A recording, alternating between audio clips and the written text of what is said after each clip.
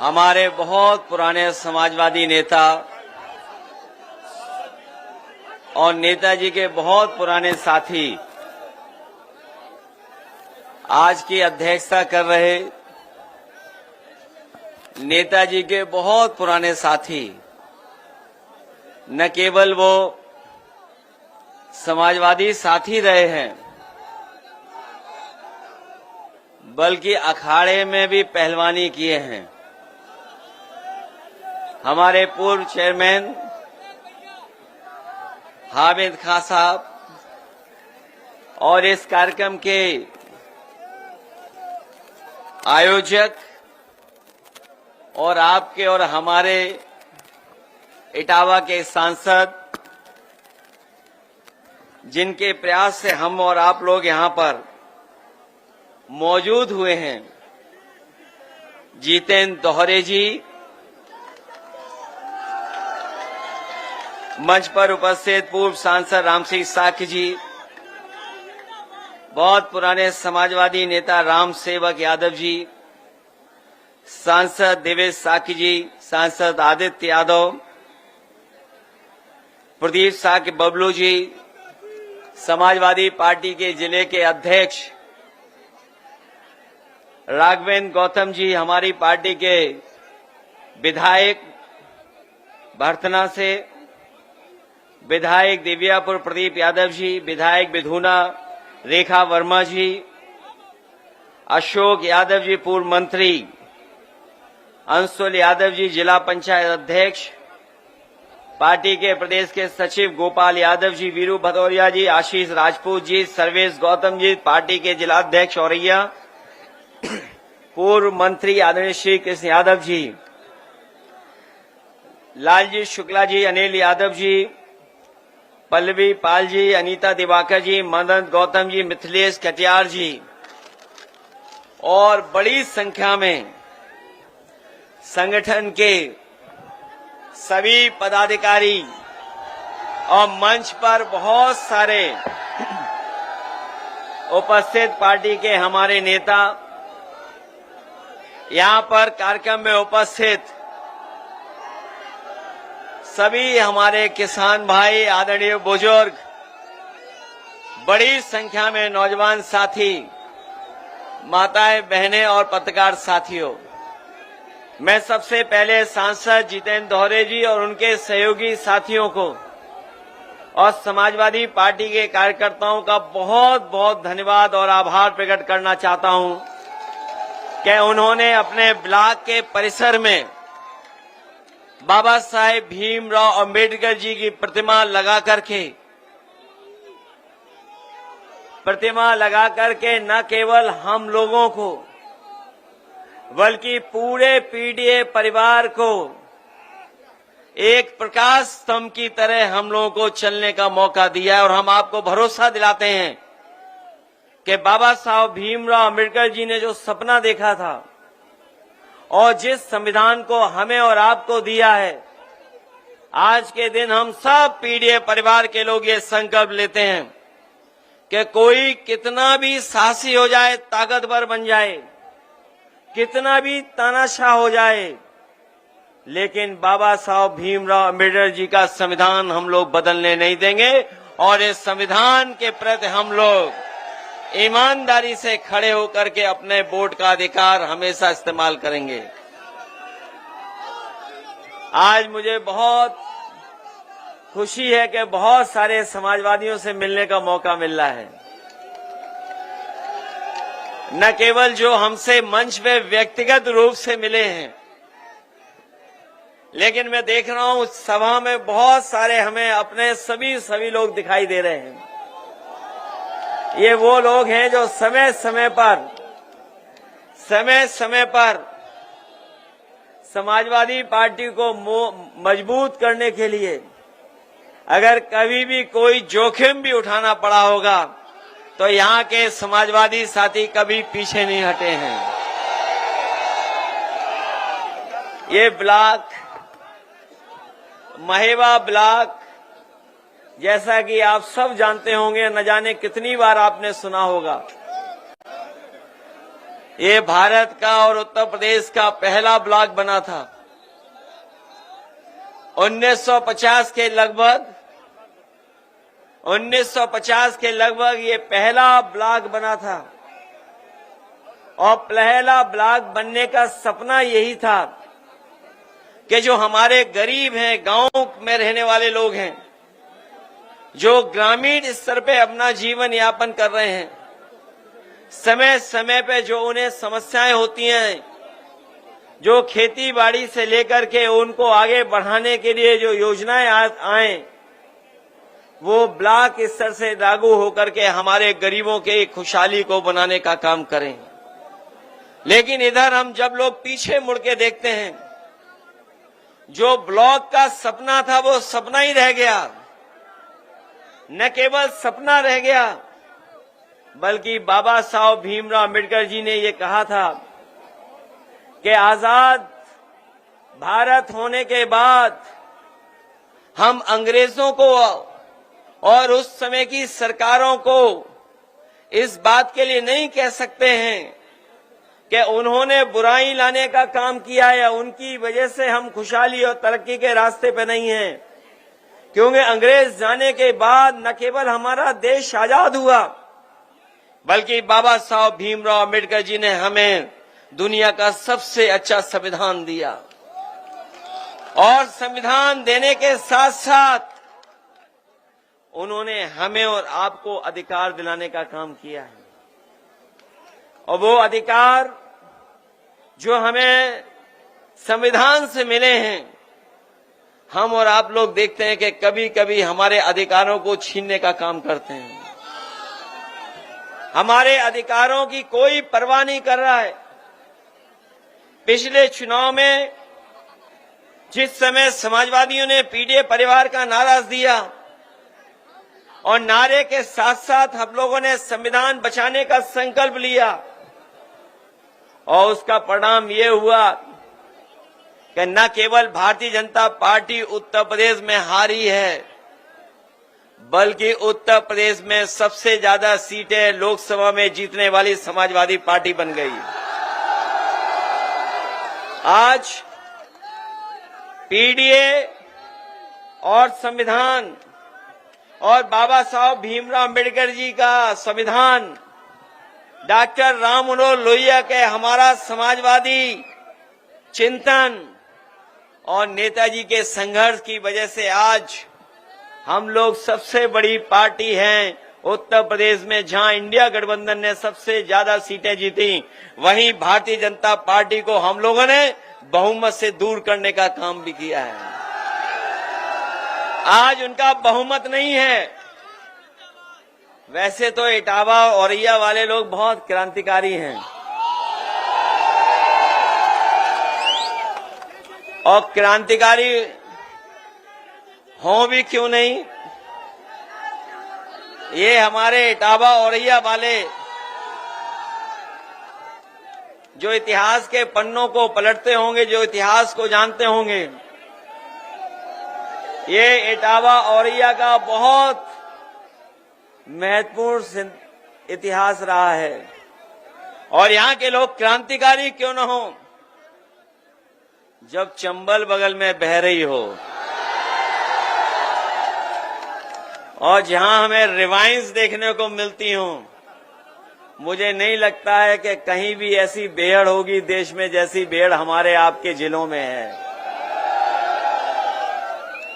केवल हमारा इतिहास चंबल बेहड़ से नहीं है, बल्कि इतिहास जो जानते होंगे इटावा का, वो जानते होंगे ए.ओ. ह्यूम,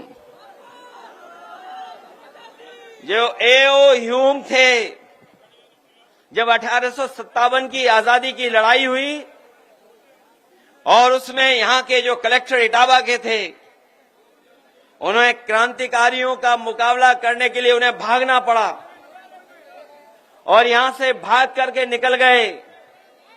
और इतिहास ये भी कहता है कि ए.ओ. ह्यूम जब 1857 की हमारी आजादी की लड़ाई थी, उसमें उसी तरह भागे थे जैसे एक बार कोई बाबा जी दिल्ली में भागे थे कपड़े पहन करके। ये इतिहास के पन्नों में दर्ज है। ये वही ह्यूम है जिन्होंने कांग्रेस की स्थापना करने का काम किया था। ये जो कांग्रेस बनी है पार्टी, जो ह्यू का योगदान भी है, लेकिन अंग्रेज भी थे वो। इतिहास ये भी कहता है कि जब वो भारत छोड़ के गए थे, जब यहां से उन्हें जाना पड़ा, तो अपना सामान तो ले ही गए थे, लेकिन देश की चिड़ियों को भी पैकेट में बंद कर करके ले गए थे। और जो जानकारी मिलती है, उस जानकारी में यह है कि लगभग 5000 लकड़ी के डब्बों में चिड़ियों को भर करके यहां से ले गए थे। और उसी की वजह से जो यहां से चिड़िया लेके गए थे, वो उसी से म्यूजियम बना था जाकर के। न केवल ह्यूम का यहां का है हमारा इतिहास, बल्कि औरैया के लोग जानते होंगे गेंदालाल दीक्षित का भी बहुत बड़ा योगदान है आजादी को दिलाने में। उन्होंने जो मैनपुरी कॉन्स्पिरेसी के वजह से जो उन्हें प्रताड़ना झेलनी पड़ी, जो गेंदालाल दीक्षित जी थे, उनका बहुत बड़ा योगदान है कि बिस्मिल जैसे क्रांतिकारियों को अपने साथ लेकर के इस दोनों जिले जो आज हो गए हैं, उसमें तमाम क्रांतिकारियों को उन्होंने जगाया, अपने साथ लेकर के चलने का काम किया। न केवल क्रांतिकारियों का इतिहास है, बल्कि सुनने में आता है एक समय ऐसा था कि यहां से अच्छे डकैत भी कहीं नहीं हुआ करते थे। जो डकैत हुए हैं, उनकी अपनी अपनी अलग कहानियां हैं। जो उस पीढ़ी के कुछ लोग बचे हों, शायद अब नहीं बचे होंगे, लेकिन हमें कुछ बुजुर्ग दिखाई दे रहे हैं जो इन इलाकों पे रहते होंगे। उन्होंने देखा होगा कभी कभी घोड़ों से भी वो आते थे। उस समय भी अन्याय था।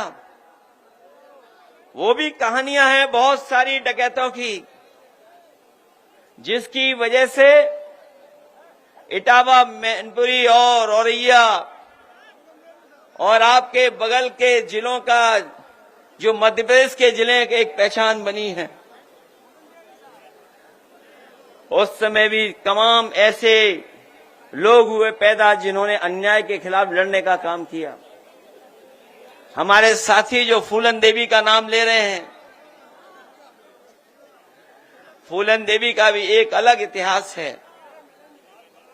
और शायद धरती पर दुनिया के इतिहास में इतने प्रताड़ना, इतना अन्याय, इतना अपमान किसी महिला का नहीं हुआ होगा जो फूलन देवी का एक समय पर हुआ है। इतिहास अलग अलग तरीके से लिखा गया। मुझे याद है कि फिल्म बनाने वाले जिन्होंने फूलन देवी फिल्म बनाई थी, जो फिल्म बनाई थी बैंडिट क्वीन, एक बहुत बड़े डायरेक्टर हैं। वो हमें एक हवाई जहाज में टकरा गए थे। उस समय हमारे साथ हमारे अंकल भी थे। वो एक लंबी यात्रा थी। उन्होंने उस फिल्म के बारे में जिक्र किया और पूछा कि ये बताओ, जब फिल्म अंत हो रही है, बात खत्म हो रही है, तो आपने नेताजी और समाजवादियों का नाम क्यों नहीं लिखा? जिन लोगों ने फिल्म देखी होगी, अगर यूट्यूब, नेटफ्लिक्स, तमाम प्लेटफॉर्म हैं, और आखिरी में यही आता है कि एक पिछड़ी जाति की सरकार आई, उसने फूलन देवी पर मुकदमे वापस लिए, और न केवल मुकदमे वापस लिए बल्कि छुड़वाया। और हमें खुशी इस बात की कि नेताजी ने उनके साथ जो व्यवहार हुआ, जो अपमान हुआ था, उसको सम्मान बदलने के लिए नेताजी ने और समाजवादी पार्टी ने लोकसभा में पहुंचाने का काम किया। और ये शर्त थी, बहुत लोग इतिहास से नहीं जानते होंगे, वो शर्त ये थी, जब आत्मसमर्पण हुआ था उस समय मुख्यमंत्री अर्जुन सिंह जी थे और उस समय आत्मसमर्पण के समय ये तय हुआ था कि जो जो डाकू इस समय आत्मसमर्पण कर रहे हैं इन सब को छोड़ दिया जाएगा। उस समय जिन जिन ने आत्मसमर्पण किया था सब डकैत छोड़ दिए गए थे, केवल फूलन देवी को नहीं छोड़ा गया था। इसीलिए उसी आधार पर नेताजी ने उनके केस वापस लेकर के लोकसभा में भी पहुंचाने का काम किया। जहां इतिहास ये है, वहीं अगर आज के समय पर हम लोग कहीं मुगले आजम का नाम ले दें तो न जाने कितनों को परेशानी हो जाएगी। ये समय ऐसा है कि इतिहास को अलग अलग तरीके से देख रहे हैं लोग, और इस समय पर अगर हम लोग कहीं ये कह दें कि मुगले आजम की फिल्म बनाने वाला वो पैदा अगर हुआ था तो कहां अपने इटावा में पैदा हुए थे के आसिफ। शायद वैसी फिल्म कभी नहीं बनी होगी जो मुगले आजम की फिल्म बनी है। उसको बनने में भी न जाने कितने वर्ष लगे थे। ये भी इतिहास है इटावा और हमारा आपका औरैया का। जहां ये इतिहास है वहीं ये भी है कि बहुजन समाज पार्टी के संस्थापक को अगर लोकसभा में किसी ने पहुंचाया था तो यहीं के मतदाता खड़े हुए ने उन्होंने लोकसभा में पहुंचाने का काम किया था। वो जीत नहीं पा रहे थे कहीं से, वो नहीं जीत पा रहे थे कहीं। वो राजनीतिक परिस्थितियां कैसी थी, हालांकि हमारे पूर्व सांसद आदरणीय राम सिंह साकी जी बैठे हैं, इनके सामने नहीं कहना चाहिए, लेकिन ये बात इतिहास में दर्ज है कि उस समय पर संस्थापक जी को, काशीराम जी को अगर जिताने का काम किसी ने किया था तो नेताजी और समाजवादी लोगों ने लोकसभा में पहुंचाया था।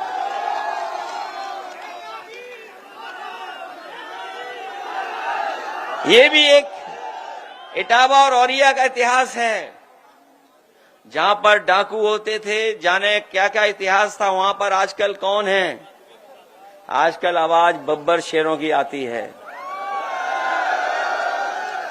ये लाइन सफारी जो बनी है देश की पहली है, पहली लाइन सफारी है जहां पर शेर पैदा हो रहे हैं।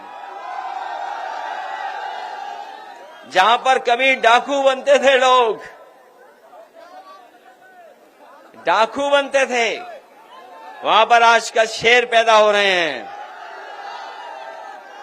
और अभी सुनने में आया 1 महीना हुआ नहीं है 3 शेर और पैदा हो गए वहां पर। जब गोरखपुर वालों को शेर चाहिए था,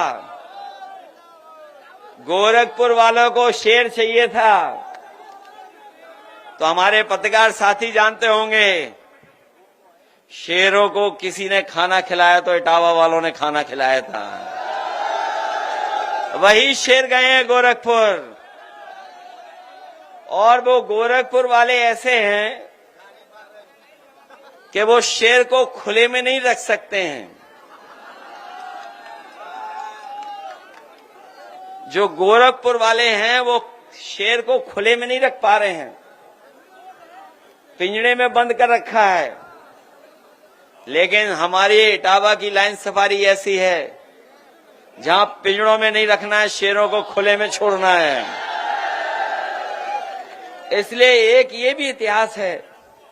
इसलिए मैं आप सबसे कहना चाहता हूं कि बाबा साहब भीमराव अंबेडकर जी की आज प्रतिमा लगा करके हम लोगों को उस विचारधारा से जोड़ करके हमारे सांसद और उनके साथियों ने बहुत बड़ा काम किया है। क्योंकि बाबा साहब भीमराव अंबेडकर जी का अगर इतिहास पढ़ते होंगे हम और आप, तो उनसे बड़ा स्कॉलर, उनसे बड़ा इकोनॉमिस्ट, उनसे बड़ा सोशल रिफॉर्मर, समाज सुधारक, अर्थशास्त्री और अधिवक्ता और इतना जानकार कोई नहीं रहा। इसीलिए वो संविधान सभा के अध्यक्ष बने। न केवल वो संविधान सभा के अध्यक्ष बने, जिस समय वो बने हैं इसीलिए बनाया गया था कि उनके बनने से सबसे अच्छा हमारा संविधान बनेगा। और उन्हीं का योगदान है कि आज हमें दुनिया का सबसे शानदार संविधान मिला है। वो संविधान इसलिए भी बनाने में कामयाब हुए क्योंकि उन्होंने जीवन भर भेदभाव देखा था, बचपन से लेकर के, और पूरी उम्र उन्होंने भेदभाव देखा। उनके बारे में जिन्होंने पढ़ा होगा वो जानते होंगे कि जब स्कूल की कक्षा में जाते थे उस समय भी उन्हें भेदभाव का सामना करना पड़ता था। अगर तालाब जहां पर जानवर पानी पी सकते थे वहां पर भी पानी अलाउ नहीं था, लेने नहीं जा सकते थे। इतना बड़ा भेदभाव था। और पढ़ाई से लेकर के समाज में और जगह भी उन्हें हर तरह का भेदभाव का सामना करना पड़ा। वो जो हजारों साल पुरानी बुराई जो हमारे समाज में है, याद रखना साथियों, आज भी खत्म नहीं हुई है। और इसलिए खत्म नहीं हुई है क्योंकि बुराई को बढ़ाने वाले लोग आज भी समाज में हैं। हमने आपने देखा कि अगर कोई मंदिर चला गया तो मंदिर में जाने की आपको इजाजत नहीं थी। बहुत सारे मंदिरों में कोई घुस नहीं सकता था, और अगर घुस जाता था तो उसे सजा मिलती थी। न केवल सजा बल्कि दूसरी भावना से भी देखा जाता था। इस तरीके से आदमी को आदमी से इस तरह की घृणा करना दुनिया में कहीं नहीं देखा जाता है, केवल हमारे देश में देखा जाता है। मुझे याद है कि पिछले चुनाव में जब मैं एक मंदिर में गया और मंदिर के दर्शन कर करके जब हम लोग लौटे तो बाद में पता लगा कि भारतीय जनता पार्टी के लोगों ने उसे गंगा जल से मंदिर धुलवाया था मंदिर, जबकि वहां के पंडित जी मना कर रहे थे कि मत धोइए, ये कोई पहली बार नहीं आ रहे हैं। लेकिन भारतीय जनता पार्टी के लोगों ने मंदिर धोया। आपने अखबारों में खबरें भी पढ़ते होंगे कि एक जज साहब जब कुर्सी पर बैठे तो उन्होंने कुर्सी को गंगा जल से धुलवाया। इस तरह का भेदभाव आज भी हमें देखने को मिलता है। जिस मुख्यमंत्री आवास में न जाने कितने लोग रहे, जिस समय मायावती जी उस मुख्यमंत्री आवास में रहते थे, और जब मैं उस मुख्यमंत्री आवास में गया तो हम लोगों ने कभी गंगा जल से नहीं धुलवाया। लेकिन जब यही उत्तर प्रदेश के मुख्यमंत्री जो अपने आप स्टैम्प लगा करके योगी बन गए हैं, वो जब मुख्यमंत्री आवास में गए तो गंगा जल से मुख्यमंत्री आवास धुलाया गया था। ये भेदभाव आज भी है। मैं सोच सकता हूं, कल्पना कर सकता हूं कि अगर हम लोगों के साथ ऐसा व्यवहार हो सकता है तो और हमारे जितने बहुजन समाज के लोग हैं उनके साथ न जाने कैसा कैसा व्यवहार होता होगा। और वो हमें देखने को मिल रहा है। हमारा आरक्षण छीना जा रहा है, हम लोगों को कहीं आगे बढ़ने का मौका नहीं दिया जा रहा है। सरकारी स्कूल बंद किए जा रहे हैं, संस्थाओं में अपने लोग बैठा करके अपने लोगों का अपॉइंटमेंट किया जा रहा है।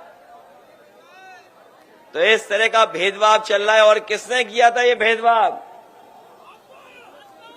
कोई एक मन्नू महाराज आए थे, वही सब गड़बड़ कर गए। कोई मन्नू महाराज आए थे, उन्हीं ने सब गड़बड़ कर दिया। अगर कोई हमें और आपको सम्मान दिलाता है तो ये बाबा साहब भीमराव अम्बेडकर जी का संविधान हमें सम्मान दिलाता है। ये हमारे लिए संविधान संजीवनी है। ये हम चाहते हैं देश संविधान से चले, लेकिन कुछ लोग अपने अहंकार से देश को चलाना चाहते हैं। कुछ लोग संविधान को केवल कोरी किताब मानते हैं, संविधान को संविधान नहीं मानते हैं। और हम तो कहना चाहते हैं कि जिस तरीके से एक नारा दिया गया है जय जवान जय किसान, तो उसमें एक बात और जोड़ दी जाए, जय जवान जय किसान और जय संविधान। ये संविधान हमारे लिए बुनियाद है, बुनियाद। ये बुनियाद है हमारे लिए जो बाबा साहब भीमराव अम्बेडकर जी ने दिया। ये संविधान हमारे लिए कर्म ग्रंथ है। ये जो लोग अपने मन विधान से चलाना चाहते हैं, मन विधान से चलाना चाहते हैं, उन्हें हम लोग कहना चाहते हैं कि ये देश बाबा साहब भीमराव अम्बेडकर जी के संविधान से चलेगा। उसके लिए हम लोग संकल्प ले रहे हैं। संविधान हमें हक दिलाता है, हक दिलाता है हमें और आपको। संविधान हमें हक दिलाता है। जो लोग हमारा आपका हक मारना चाहते हैं, वही लोग संविधान विरोधी हैं। और याद रखना, अगर संविधान कमजोर होगा तो हमारा लोकतंत्र कमजोर होगा, और लोकतंत्र कमजोर होगा तो तानाशाही आएगी। और ये देश को एक तंत्र के लिए, एक तंत्र की तरफ ले जाना चाहते हैं। जो लोग मन विधान से चलना चाहते हैं, वो एक तंत्र की तरफ ले जाना चाहते हैं, तभी वो एक रंगी हैं। वो लोकतंत्र के पक्षधर लोग नहीं हैं। और याद रखना, जब कभी भी हमारे ऊपर कभी संकट आता है, तो संविधान ही हमारा रक्षा कवच बनकर के हमारी मदद करता है। और संविधान ही हमारी ढाल है, और संविधान ही हमारी पहचान भी है। संविधान ही हमें सुरक्षा दिलाने का काम करता है, और संविधान ही हमें शक्ति देने का काम करता है। इसलिए संविधान को कोई भी ठेस पहुंचेगी तो हम समाजवादी लोग एक होकर के पीडीए परिवार की ताकत बनाने का काम करेंगे। और याद रखना कि अभी तक तो पीडीए को बचाया संविधान ने। अब हमारे पीडीए परिवार के लोगों की जिम्मेदारी है संविधान बचाने की। ये लोग जो कह रहे हैं कि 80-20 की लड़ाई होने वाली है, जो गणित ही नहीं जानते, 46 में 56 बोलते हैं। उनकी गिनती सुनी आपने, 46 में 56 वाली। न केवल 46 में 56 की गिनती, इधर ये जो क्रिकेट लोकप्रिय हुआ है, यहां जितने नौजवान हैं सब क्रिकेट खेलना जानते हैं। ये बैटिंग करना भी जानते हैं, बॉलिंग करना भी जानते हैं। लेकिन बताओ, हमारे मुख्यमंत्री जी को कभी क्रिकेट खेलते हुए देखा है आपने? उनको एक बार हमने भी देखा क्रिकेट खेलते हुए। बॉल 3 बार टप्पा मारी, तब भी मार नहीं पाए। और न केवल उन्हें क्रिकेट खेलते हुए हम लोगों ने देखा है, बल्कि हम लोगों ने उन्हें एक टांग पर खड़े होकर के योगा करते हुए देखा है।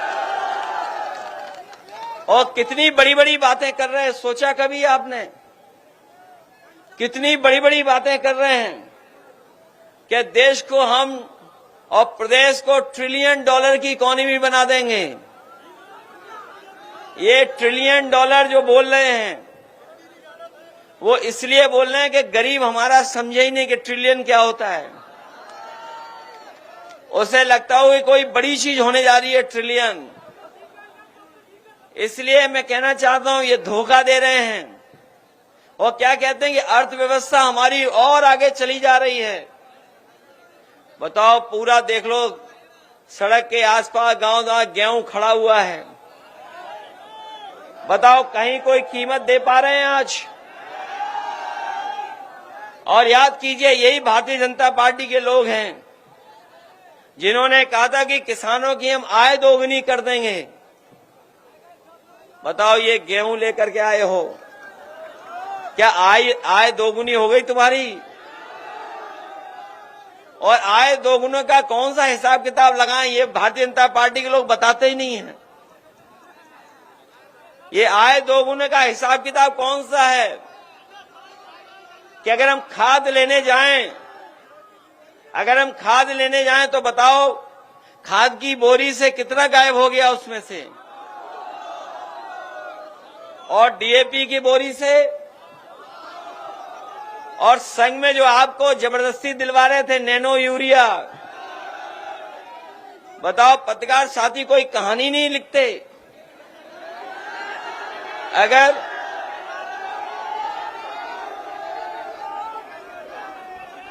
अगर सांड से गाड़ी टकरा जाए,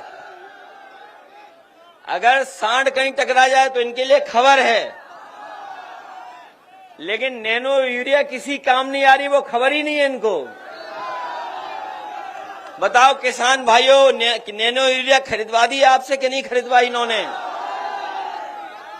और ये तो महेवा है, यहां तो बहुत पढ़े लिखे बुद्धिजीवी लोग रहते होंगे। बताओ नैनो यूरिया से कौन सा खेती को लाभ हो रहा है? कोई लाभ हो रहा तो बता दो हमें। और सुनने में आ रहा है कि जिस तरीके से उद्योगपति भारत का पैसा लेके भाग गए, वैसे ये नैनो यूरिया बनाने वाले साइंटिस्ट भी भारत छोड़ के भाग गए हैं।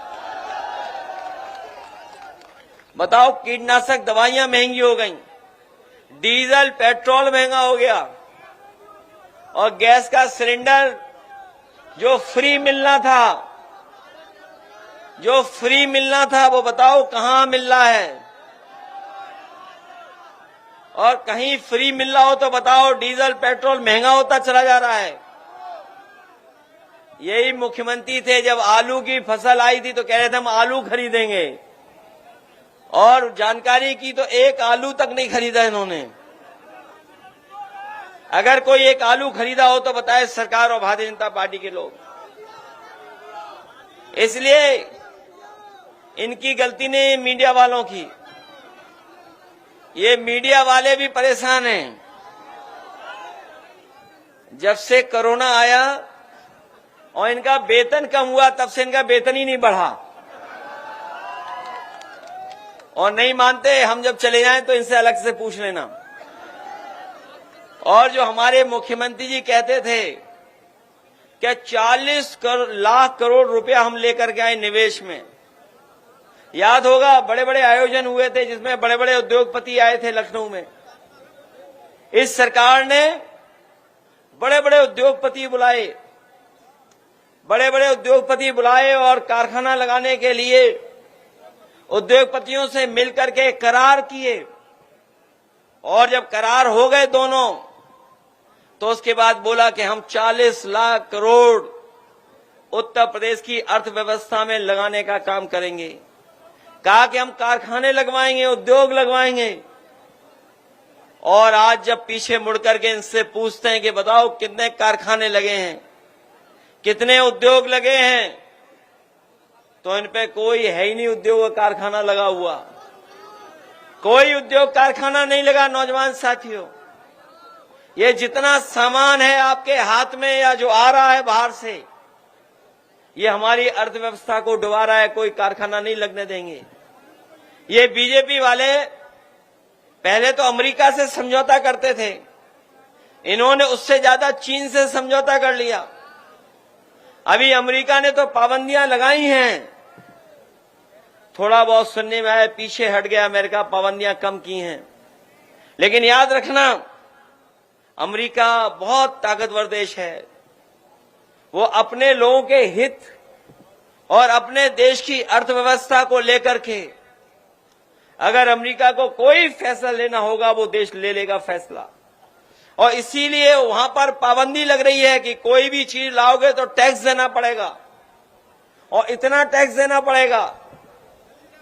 और वहीं हमारे भारत के लोग और उद्योगपति और बीजेपी के लोग मिलकर के चीन से लगातार संबंध बना रहे हैं, व्यापारिक संबंध बना रहे हैं।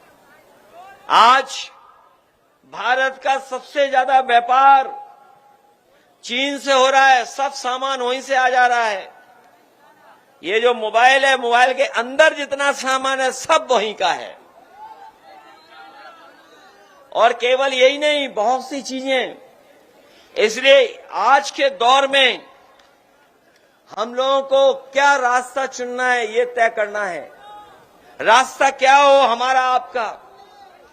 उद्योग कैसे लगे, कारखाने कैसे लगे, हमारे किसान जो गांव में है उसके पैदावार की सही कीमत कैसे मिले। बताओ हमारे किसान भाइयों, जितने लोकसभा में कानून पास हुए हैं, अगर कोई कानून आपके लिए बना हो तो बता दो हमें। अभी अभी जो कानून पास किया है, अभी अभी जो कानून पास हुआ है, बताओ उससे हमारे किसान भाइयों के गेहूं को कौन सा फायदा होने जा रहा है। बताओ, कोई फायदा हो रहा तो बताओ उस कानून से। अरे जिनको जमीन चाहिए वो आए, चंबल और हिना के पास जितनी जमीन चाहो तो ले लो यहां पर आकर के। बताओ है जमीन यहां के नहीं है? बताइए, जमीन पे नजर है इनकी, दुकान मकान घर पे नजर है बीजेपी वालों की। और हमें और आपके बीच में खाई पैदा हो जाए, हमारे आपके बीच में दूरियां हो जाएं, ये दूरियां बढ़ाने वाले कानून ला रहे हैं। याद रखना साथियों, ये नाकाम लोग हैं, काम नहीं कर पा रहे हैं। इन्होंने हमारे नौजवानों को बेरोजगार बना दिया, इन्हें नौकरी नहीं दी, इन्हें कोई नौकरी नहीं दी। और जो बताइए फौज की भर्ती होती थी, इटावा औरैया और पूरे उत्तर प्रदेश में सबसे ज्यादा फौज में भर्ती होती थी। और अभी सुनने में आया है कि फौज में 1 लाख की कमी है। बताइए, 1 लाख की कमी है। जहां कमी फौज में है और हमारे नौजवान जो वर्दी पहन करके देश की सेवा करना चाहते हैं उन्हें नौकरी नहीं दे रहे हैं। इसलिए नौजवान साथियों, हम आपको भरोसा दिला के जा रहे हैं, समाजवादी सरकार जब भी ताकतवर आएगी, बनेगी और सरकार में पहुंचेगी तो अग्निवीर जैसी व्यवस्था हमेशा के लिए खत्म कराने का काम करेंगे। अग्निवीर हम लोग स्वीकार नहीं कर सकते हैं। और हमारे नौजवान को काम चाहिए, रोजगार चाहिए और नौकरी चाहिए। हमारा समाजवादियों का सपना था, हम लोगों का सपना था कि सड़कें बने, उद्योग लगे, मंडियां बने। हालांकि अब तो ये भी चौड़ी कर ली सड़क, अब तीन लेन की बना दी। हम लोगों की नकल कर रहे हैं ये लोग। हम लोगों ने आगरा लखनऊ एक्सप्रेसवे बताओ 3 लेन का बनाया कि नहीं बनाया? और उस पर चल करके देख लो, वो अच्छा है कि ये अच्छा है? और जिन्होंने बुंदेलखंड पे थोड़ा बहुत चले होंगे वो बताओ बुंदेलखंड कैसी सड़क बनी है? सब लूट लिया उसमें। ये दिखा रहा कैसे चल रहे, सड़क पे कैसे चलते हैं, ये कह रहा नागिन की तरह चलते हैं। सोचिए आप कैसा बुंदेलखंड। और मुख्यमंत्री जी कह रहे हैं कोई भ्रष्टाचार नहीं हुआ।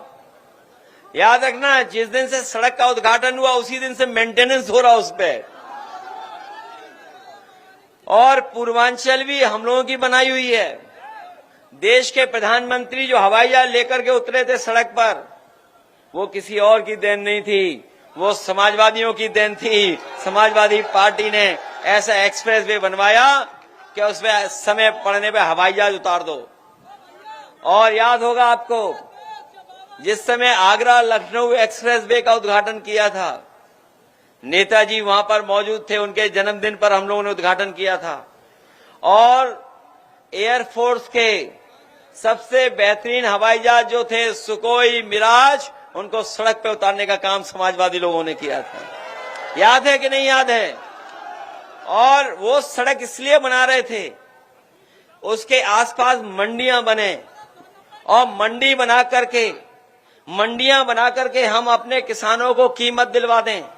मैं आज भी किसान भाइयों से कह के जा रहा हूं कि जब भी समाजवादियों की सरकार बनेगी हम अपने किसानों की पैदावार का मुनाफा ज्यादा दिलाएंगे, जिससे उनके जीवन में खुशहाली आने का काम करें। आय कैसे बढ़े? सोचो, आपसे गेहूं खरीद लिया, मुझे सुनने में आया है, मैंने जानकारी की है कि पूरा मध्य प्रदेश का गेहूं और ज्यादातर उत्तर प्रदेश का गेहूं बड़ी बड़ी कंपनियों ने खरीद लिया है, बड़े बड़े फ्लोर मिल मालिकों ने खरीद लिया। आपने किसान भाइयों को ने तो आड़तियों को दे दिया होगा। हो सकता है आड़तियां आपके पास आए हों, जिससे नुकसान आपका ज्यादा ना हो, बारदाना वगैरह का खर्चा न करना पड़े, इसलिए आड़तिया आपसे लेके चला गया गेहूं और वो जाकर के बड़े बड़े उद्योगपतियों को पहुंचा रहा है या आटा वाले मिल वालों को पहुंचा रहा है। आपका गेहूं सस्ता खरीद लिया, लेकिन जब डबल रोटी खरीदोगे, बिस्किट खरीदोगे या पैकेट वाला आटा खरीदोगे, तो बताओ मुनाफा किसके पास जा रहा है? आटा किसान का और मुनाफा बड़े लोगों का। गेहूं आपका खरीदा गया, लेकिन पैकेट बना करके जब आपके पास आ गया तो महंगा लेना पड़ रहा है कि नहीं लेना पड़ रहा है? और गेहूं क्या हिसाब है और आटा क्या हिसाब है? बताओ, पैकेट वाला आटा क्या हिसाब है? सोचिए आप, आटा वाला, और वो तो पार्ले वाली बात तो याद होगी आपको, इतना बड़ा पैकेट इतना हो गया कि नहीं छोटा? और सुनने में आ रहा बिस्कुट भी छोटा कर रहे हैं अब तो, और बाद में देखना बिस्किट भी आपको दवाई की तरह टैबलेट मिलेगी, लीजिए एक बिस्किट खाइए और जाइए। ये हालत है कि नहीं है? क्योंकि महंगाई बढ़ रही है, वो मुनाफा अपना कम नहीं होने दे रहे हैं, क्योंकि वो मुनाफा कमाना चाहते हैं। और ये दूध का भी सत्यानाश कर दिया इन्होंने। हम लोग चाहते थे कि हमारा किसान अगर जानवर रख ले तो दूध से भी मुनाफा हो जाए उसको, लेकिन ये सरकार के लोग मुनाफा नहीं होने दे रहे हैं।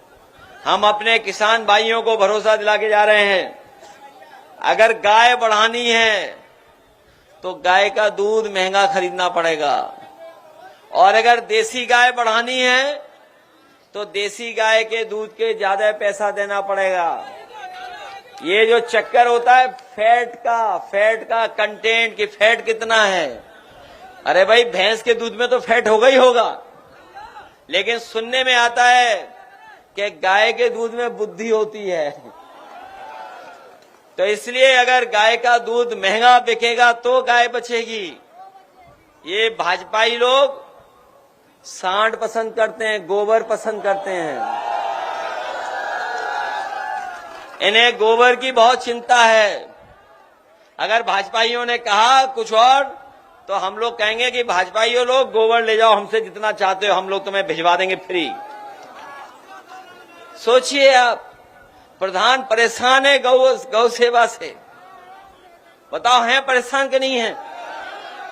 मैं चाहता हूं सरकार ये बताए कि आज पूरे उत्तर प्रदेश में गौशाला में कितनी गायें हैं, पूरे उत्तर प्रदेश में गौशाला में कितनी गायें हैं, कितने सांड हैं, इसकी गिनती बताएं, और कितनों की जान चली जा रही इसकी गिनती बताएं, और उनकी गाय की गौशाला में रखवाली के लिए, दवाई के लिए और इंतजाम के लिए कितना पैसा खर्च कर रहे हैं ये बताएं। जैसे इन्होंने कुंभ की गिनती नहीं बताई है, वैसे ये गाय और सांड की गिनती भी नहीं बताएंगे। सुनने में आया जब पुलिस इन पे कम पड़ जाती है तो सड़क पे यातायात के लिए उन्हें ही भेज देते हैं कि भाई तुम ही जाओ संभालो, पुलिस तो है नहीं, अब तुम ही समझा रही है यातायात। बताओ सड़कों पे हैं कि नहीं है? इसलिए तमाम समस्याएं इन्होंने पैदा की हैं भारतीय जनता पार्टी ने। न किसान को सुविधा दी, न हमारे नौजवान को नौकरी रोजगार दिया, महंगाई बढ़ा दी, और भ्रष्टाचार तो ऐसा बढ़ाया है जिसकी आप कल्पना नहीं कर सकते हो। बताओ भ्रष्टाचार कहां पहुंच गया। अभी तक की कोई सरकार इतनी भ्रष्ट नहीं आई जितनी भारतीय जनता पार्टी की है। और अगर रिकॉर्ड निकालोगे आप, रिकॉर्ड, अगर कई सरकारों के रिकॉर्ड किसी के पास हों, तो अगर वो रिकॉर्डों में तुलना करेगा तो सबसे ज्यादा भ्रष्ट सरकार अगर कोई होगी तो वो भारतीय जनता पार्टी की निकलेगी। और भ्रष्टाचार यहां तक है कि एक आईएएस पकड़ा गया लेन देन कर करके। बताओ आईएएस है गायब कि नहीं है? ये सरकार और पुलिस जाने कहां ढूंढ रही है, वो जाने कहां ढूंढ रही, ढूंढ ही नहीं पा रही है। और याद रखना, ये पैसे के लेन देन की लड़ाई नहीं थी, ये पैसे के बंटवारे की लड़ाई थी, इसलिए फंस गया वो। और सच्चाई ये है कि जो आईएएस घूम रहे हैं, गायब हैं, कहीं लापता जो हैं, वो कहीं और नहीं छिपे हैं, योगी जी के मुख्यमंत्री आवास में ही कहीं बैठे हुए हैं। बताओ, कोई कल्पना कर सकता है कि आईएएस इस तरह का व्यवहार करे? और केवल आईएएस नहीं, 302, 307 में बताओ एक आईपीएस फरार था कि नहीं था? ये कहते हैं कानून व्यवस्था अच्छी हो गई। इनकी सरकार में तो पुलिस अपहरण कर रही है, पुलिस एफआईआर लिखा रही है, पुलिस पकड़ने जा रही है, पुलिस को पकड़ रही है। बताओ, ये है इनकी पुलिस की। बताओ, ये सच्चाई है कि नहीं है? अभी तक तो हम आप लोग देखते थे कि पुलिस चोर को पकड़ रही है, लेकिन अब पुलिस को पकड़ रही है। बताइए कि नहीं सच्चाई है? इतना पुलिस को भी खराब किसी ने नहीं किया जितना इस सरकार ने कर दिया। ये डायल 100 जो बनाई थी गाड़ी या पुलिस, इसलिए बनाई थी कि गांव में दिक्कत हो, झगड़ा हो तो पुलिस मदद करे जाके आपकी। लेकिन अब ये पुलिस मदद करने नहीं जाती है, आपकी जेब खाली करवाने जाती है। जो काम इन्हें समझौता कराना चाहिए, ये समझौता नहीं कराते। ये आपकी जेब देखते हैं, जेब में कितना माल है, और माल निकालते हैं। और याद रखना, हम भारतीय जनता पार्टी को कहना चाहते हैं कि अगर इस तरीके से पुलिस से काम करवाओगे कि आप वोट लुटवा रहे हो, उनसे चुनाव लड़वा रहे हो। यहाँ पे तो देखा होगा प्रमुखी वगैरह के चुनाव कैसे हुए होंगे आसपास। बताओ, पुलिस चुनाव लड़ाती कि नहीं लड़ाती? तो जब पुलिस से वोट पड़वाओगे, पुलिस से ये काम करवाओगे, तो पुलिस भी तो बेईमानी करेगी, फिर कैसे रोक लोगे आप? और उसी का परिणाम है कि आज पुलिस पे भी उंगलियां उठ रही हैं और इतनी गंभीर शिकायतें आ रही जिसकी आप कल्पना नहीं कर सकते हो। ये तो अस्पताल तो सब खराब कर दिए। आज मैंने एक तस्वीर देखी कि एक सांड बीमार हो गया तो इलाज कराने के लिए अस्पताल पहुंच गया। अभी आज सोचो, अस्पताल में सांड पहुंच रहे हैं। ये है इनकी सरकार। और बताओ, अस्पताल में कहीं इलाज हो रहा किसी का? किसी गरीब का इलाज नहीं हो रहा। और ये कोरोना पे जो हमें कहते थे वैक्सीन, बताओ अब हार्ट अटैक हो रहे हैं ज्यादा कि नहीं हो रहे हैं? न केवल हार्ट अटैक बढ़ गए हैं, बल्कि सुनने में आ रहा है कैंसर भी बहुत बढ़ता चला जा रहा है। बड़े पैमाने पे कैंसर हो गया है। नेताजी और हम लोगों ने कैंसर का अस्पताल बनवाया था लखनऊ में, 1000 करोड़ का। और वो इसलिए बनवाया था समाजवादी पार्टी ने कि अगर वो अस्पताल बन जाएगा तो हमारे गरीब को अगर इलाज की जरूरत पड़ेगी तो गरीब आएगा, उसको फ्री इलाज मिलेगा, एक भी पैसा नहीं देना पड़ेगा। ये इंतजाम समाजवादी पार्टी कर रही थी। उस अस्पताल को शुरू ही नहीं करने दे रहे हैं, बर्बाद कर दिया। सैफई का भी यूनिवर्सिटी थी, वो भी बर्बाद कर दी। और जिला अस्पताल, वो तो भगवान भरोसे चल रहे हैं। जैसे एम्बुलेंस जो चल रही है, वैसे ही अस्पताल चल रहे हैं। फोन मिलाओ, एम्बुलेंस आएगी कि नहीं आएगी पता ही नहीं है। हम अपने गरीबों को कह के जा रहे हैं, समाजवादी सरकार बनेगी तो एम्बुलेंस की संख्या बढ़ा करके और अस्पतालों का इलाज अच्छा इंतजाम कर करके आपके गांव पे 15 या 20 मिनट में एम्बुलेंस पहुंचाने का काम करेंगे। जिससे आपका इलाज अच्छा हो जाए, किसी की जान नहीं जाए, किसी का पैसा खर्च नहीं हो।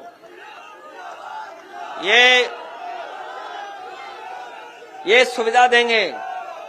अभी सुनने में आ रहा है आज भी कोई मैच है आईपीएल का। हम तो अब देखते नहीं आईपीएल, इसलिए नहीं देखते क्योंकि भाजपा की सरकार आ गई है। इन्होंने कोई स्टेडियम ही नहीं बनवाया। बताओ आईपीएल उत्तर प्रदेश में कहां हो रहा है? जो समाजवादी सरकार में बना था स्टेडियम, वहीं पर आईपीएल हो रहा है।